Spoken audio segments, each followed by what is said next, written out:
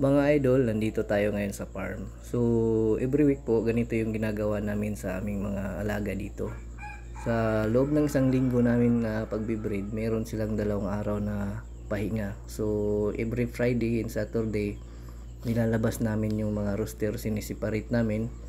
So, yun po yung pahinga nila sa isang buong linggo na pagbibreeding. 2 araw yung pahinga nila para naman hindi masagad yung mga rooster natin, mga idol.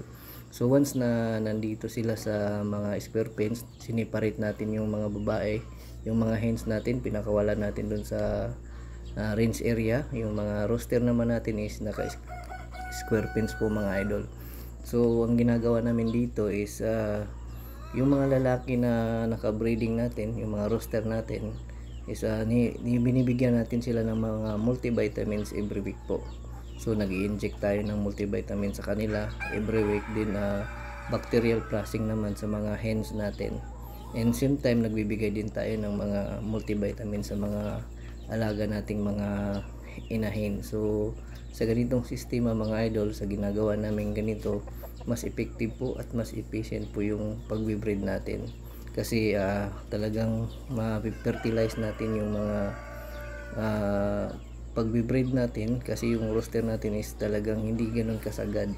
Sa at least once twice a week may pahinga sila. So talagang maganda yung resulta na nakikita namin sa ganitong sistema namin dito sa aming farm, mga idol.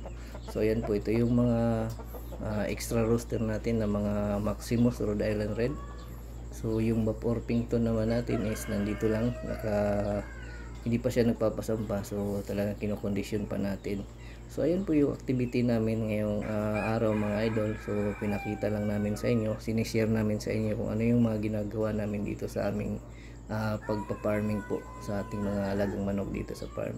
So mga idol, meron pa rin tayong mga available na mga breeders na kung gusto niyo mag-umpisa sa pag-alaga ng heritage, marami tayong available, mga idol. Yung mga Brahma natin is ongoing pa rin yung pag-sale natin, mga idol.